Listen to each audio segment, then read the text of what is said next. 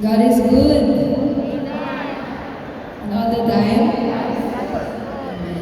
God is good, even at our lowest is worth testifying for. Amen. So, I just want to share how God worked in my life as a struggling Christian. I grew up in a church, or I grew up going to church every Sunday. The church was part of my whole childhood up till I reached my teen years. For all of those years I've spent going, hindi ko talaga alam kung ba't ako nandun.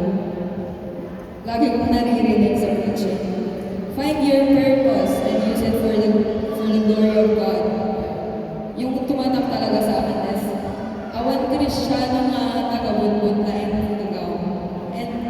But till then, I still don't know where I should be, where I'm supposed to go. I felt purposeless. Nandun lang, nag-e-exist lang.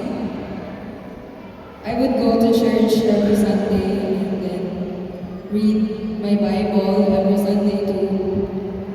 Then forget about everything the moment Monday came. I felt empty. And as years passed, I slowly drifted away.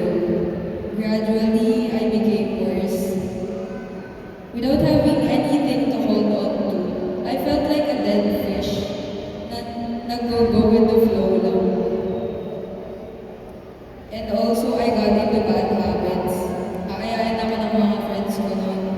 We drink on weekends, got into vices when I was in my bad mental state. I was so distant to God to the point na nawala na yung takot ko. Yung takot na alam kong mali yung ginagawa ko, pero not a single thing honors God anymore. I became numb. Then He allowed things to happen that took me out of my comfort, even away from the church that I grew up in. Na siguro nakita niya na all of those years I spent going there, hindi man ako nag-grow. I didn't even change. Well, I did change, pero for the worse and for the world. So we moved on to another church, but still goes the same cycle. I feel so much fire for the Lord on Sundays, but burned out the next. Up until I entered college, because of my hectic schedules, hindi na ako nakaka-uwi, hindi na ako nakakapunta dun sa dati namin church. And so, I had to go with my relatives to their church, which is Foursquare. It wasn't my first time to move to another church, but it did felt different this time. After a few Sundays, I felt something I hadn't felt before. It was belonging. I have missed Sunday services before, pero yung part na may nangangamusta sa'yo, checking on you kung bakit ka nakapunta, and sends you verses and motivations on how to get closer to God. That was the part where I first felt na church is beyond just listening to sermons every Sunday pala. It's like having a family to check up on you pag may sakit ka. And that gradually made me realize na all I needed was some people to comfort or make me feel the presence of God.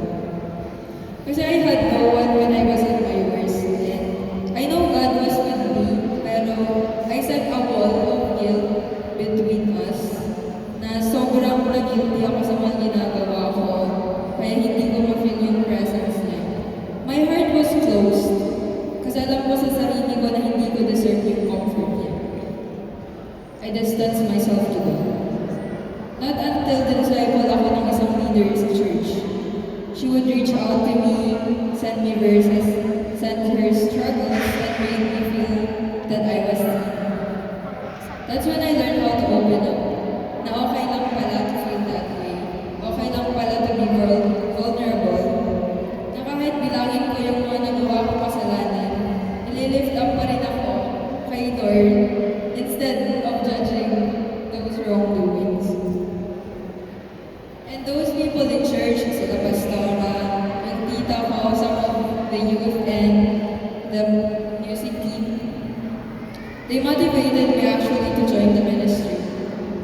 But before all of that, nag-reflect muna ako.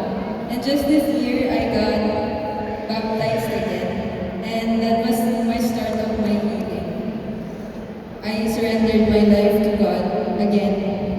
And of course, I still have lapses until now. I still have some of my old habits that I'm trying to unlearn. Pero gradually, I can see a good change. A work in progress, a growing progress. And it's all because God surrounded me with people who